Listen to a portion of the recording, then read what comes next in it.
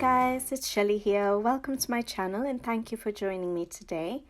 Today I'll be doing a how I color video for a background with Neocolor IIs, and I'll be doing it in Rita Berman's Mine Research Europa, and I've chosen a double page spread, but I'll only be doing the one page for today, but I'll do exactly the same thing off camera on the other side of the double page spread. The colours I'll be using will be the same colours I had used in a Maria Trolle page in Botanicum, which a few people requested I share how I did that particular background. So I decided to reproduce the same colours and do it on this page. I thought it would be nice for this double page spread. So I'll be using 3 shades from the Neocolor II set. I think it's the full set that I have, which is 84. And the colours I'll be using are Salmon Pink, Salmon and Flesh. I'll have the names and the numbers of the crayons I use in the description box below. And I'll also have them up on the screen as I'm using them so that you can see where exactly I place those per each colour.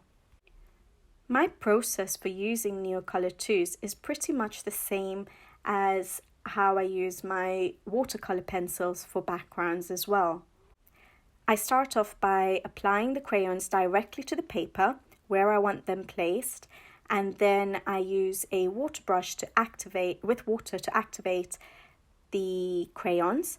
And then I do tend to find that the crayons or the colours look a little bit washed out, so I tend to go over that base layer again with some more crayon.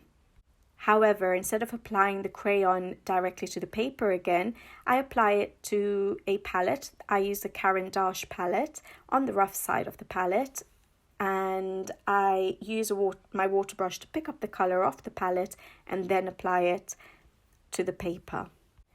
I find that this gives me a little bit more coverage of the paper, so you don't see the blotchiness or the random areas of washed out colour. When I'm applying the crayons directly to the paper, I tend to, unlike with my pencils, I tend to press a little bit harder so that a little bit more pigment gets deposited onto the paper.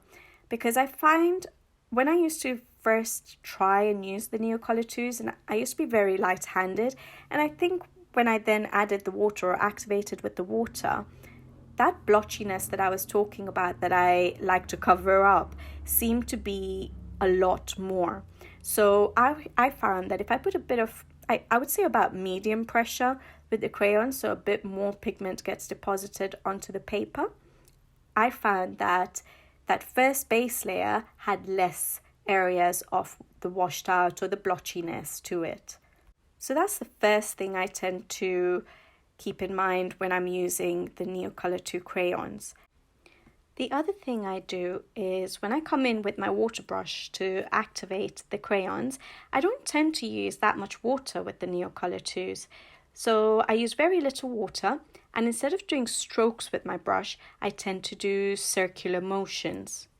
And as I'm doing those circular motions, I'm sort of like pushing the pigment around. And I find that, again, that gives less blotchiness to the paper, to the pigment that I've laid down.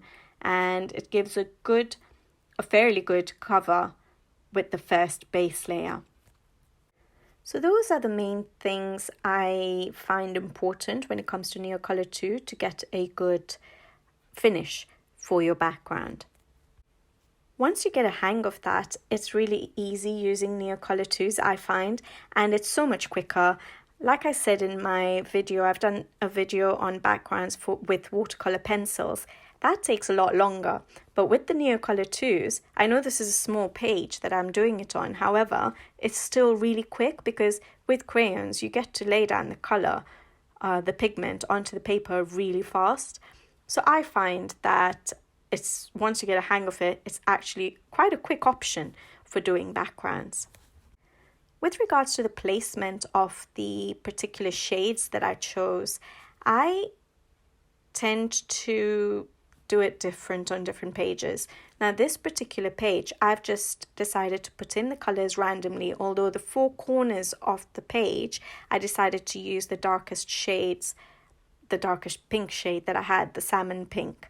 But other than that, I just placed the colors randomly. The reason for this is there's not one single focal point on the page.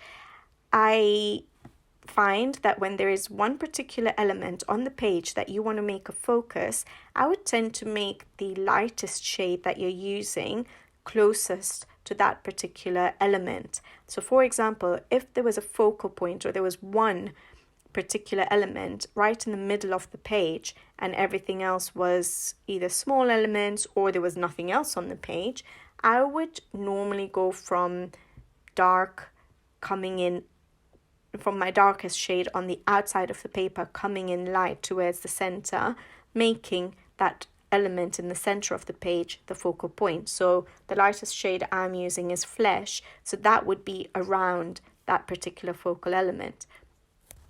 So for example, on my Botanicum page that I showed at the beginning, I had put the flesh shade, which is the lightest shade, around the little girl that's on that page, and I think around the bee that was on that page. There were just two characters on that page, and I decided to make them the focal points. And so I went from dark towards the light, with the light being immediately around the girl and around the bee.